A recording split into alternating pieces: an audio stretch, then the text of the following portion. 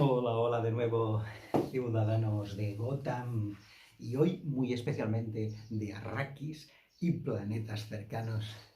Bueno, si llegaste hasta aquí, solo te voy a pedir una cosa, y es que cojas este dedito y le des al botoncito de suscribirse que aparece por aquí abajo en YouTube, y así no te perderás ninguna de estas maravillas que el Caballero Oscuro graba solo para ti. Hoy vamos a hablar no muy fuerte porque en la mansión Wayne están todos durmiendo.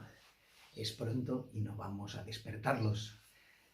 Bueno, vamos a hacer una pequeña introducción que os va a sonar quizá un poco extraña, pero ya veréis que después todo liga como si fuera una tortilla de patatas. Veréis, en el año 1983, el grupo británico de heavy metal Iron Maiden sacó al mercado su disco Peace of Mind, algo así como trozo de mente o pedazo de mente, pero también es un juego de palabras, puede significar, por la pronunciación, paz de mente. El caso es que en ese disco, la canción que cierra el disco, que se llama To Tame a Land, algo así como dominar una tierra, es una canción que habla de cosas extrañas que yo en ese momento no conocía. Habla de un planeta llamado Dune, habla de Arrakis, habla de el Kwisatz Haderach, de cosas que no sabían qué era, como el Gom Jabbar.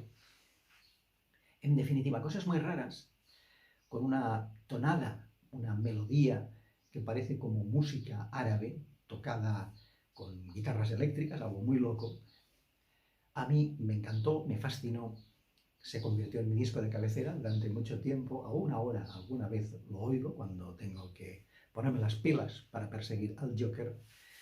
El caso es que yo no sabía qué era todo aquello, pero me picó la curiosidad. Al cabo de unos meses, en una revista de cómic, en los años 80 fue un auténtico boom del cómic, y en una revista, no recuerdo si era Heavy Metal o Cimo o Comics Internacional, alguna de ellas, vi un reportaje sobre Hans Rudi Giger. Supongo que a estas alturas todos debéis saber quién es, ese artista suizo que diseñó el Alien, esa especie de bicho hecho como con huesos, una cosa rara, con una especie de cola de escorpión y una cabeza como de calabacín.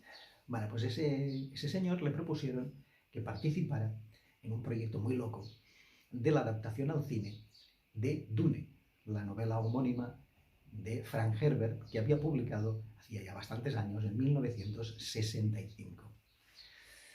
Bueno, yo me enteré un poquito más de que era Dune, entonces ya me puse un poquito más al día, me siguió picando la curiosidad y al cabo de poco, al año siguiente, en 1984, vio la luz la adaptación al cine de Dune, la película que dirigió David Lynch.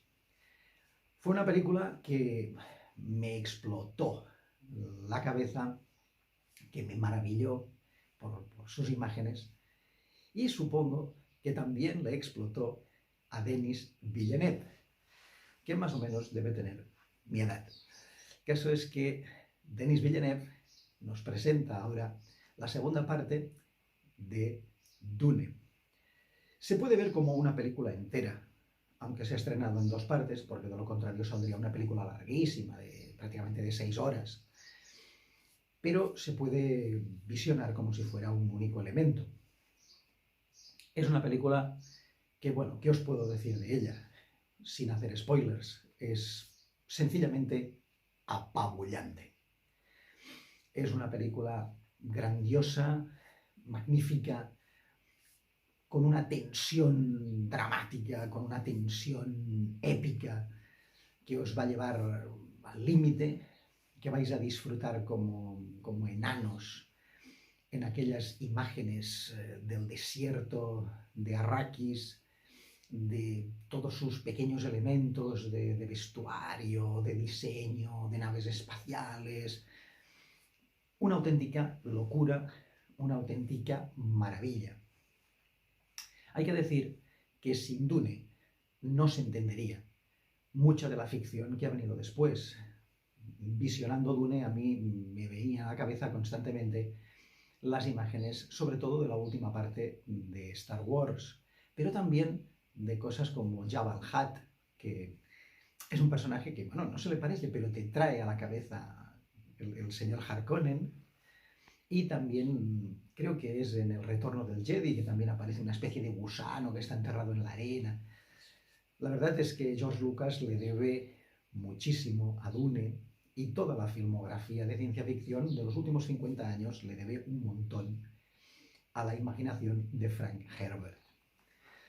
Dune es una película magnífica, una película que, bueno, pues narra la batalla entre el bien y el mal. Aquí hay buenos, hay malos. Es una gran película épica, en el mejor sentido de la palabra, que te rememora a las grandes sagas épicas, como por ejemplo de la Ilíada, la guerra de Troya. Os va a estallar la cabeza con esas imágenes potentísimas. Se apoya en una banda sonora tremenda de Hans Zimmer que te aplasta literalmente en el sofá, la butaca del cine. Una auténtica locura visual. Denis Villeneuve ha firmado un blockbuster, pero un blockbuster de autor, como los que vienen haciendo últimamente Christopher Nolan, o también, ahora no me viene a la cabeza, Zack Snyder. Perdonad, pero es que a veces se me va la poca memoria que me queda.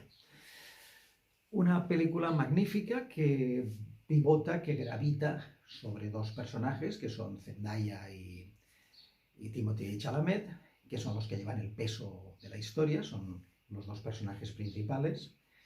La estructura es una estructura que ya conocemos, porque la hemos visto en miles de películas, pero que son deudoras de ese mito, de ese hito de la ciencia ficción, que es Dune, esa estructura de un personaje que se introduce en un mundo que no es el suyo, cómo finalmente lo aceptan, se convierte pues, en el elegido, en el Mesías. Bueno, todo esto os va a sonar si evidentemente habéis visto, por ejemplo, Avatar. La historia viene a ser algo muy parecido. Toda la ciencia ficción de los últimos 50 años le debe muchísimo a Dune. Estos dos personajes son los que llevan el peso de la historia, pero gravitan también a su alrededor todo un elenco de secundarios que están magníficos en sus papeles. Está magnífico Skarsgård en el papel del barón Harkonnen, están todos magníficos. Y Javier Bardem, que hace una interpretación, no voy a decir cómica, pero sí una interpretación un poco alocada. Es el personaje que rompe un poquito esa tensión dramática, esa tensión épica que se ve en cada secuencia, en cada imagen. En definitiva, si os apetece, os recomiendo mucho que vayáis al cine a verla, vais a disfrutar muchísimo, vais a salir del cine sacándoos polvo y especia de arrakis de encima, porque vais a quedar sumergidos en las dunas. Y si os apetece también, podéis rememorar o revisar el clásico de David Lynch del año 84, que creo que no desmerece, creo que ha sobrevivido bastante bien al paso del tiempo. Si veis una película y después veis la otra, decís, bueno, pues la verdad es que David Lynch hizo un muy buen trabajo. Y ya, para los más frikis del lugar, os recomiendo que vayáis directamente al original, que vayáis a la novela de Frank Herbert, que la disfrutaréis, que entraréis en ese mundo de Dune, en ese mundo espeso, en ese mundo magnífico y épico, y no os va a defraudar. Por último, yo solo quería decir que la película, como pequeño punto, a mi entender, negativo, o pequeño punto curioso, es que la tensión narrativa es tan bestia, tan tensa, tan brutal, tan intensa en cada secuencia, que cuando llega el final, cuando llega la batalla final, claro, ya estás arriba del todo de tensión. Entonces, esa batalla final, que debería ser el clímax, de la película, bueno, no llega al clímax porque como que estás arriba del todo ya no puedes subir más. Esa es la única pequeña crítica que le hago. También una pequeña, no sé si crítica, pero algo que me pareció muy curioso. Y es que en la primera parte de la película aparece una figura que es la del abuelo del protagonista, que nos cuentan que había sido un señor que había muerto enfrentándose con un toro en alguna especie como de combate ritual. Y ese señor está inmortalizado en un cuadro que aparece en una pequeña escena o sale unos segundos. Y sale inmortalizado con un traje de luces, con un traje de torero.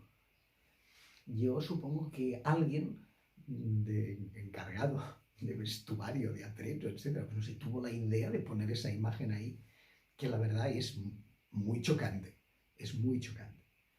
También aparece esa imagen del toro, como en una maqueta pequeñita, como una pequeña escultura, que el protagonista en la primera parte de la película observa con detenimiento y, bueno, viene a ser una pequeña metáfora de lo que va a ser su vida, ¿no? El toro es todo lo que se le viene encima y él es esa figurita que está ahí delante. Mucho metraje de la película está ocupado por los sueños, las visiones, algo que también aparecía en la película de Lynch, pero evidentemente mucho más compactado.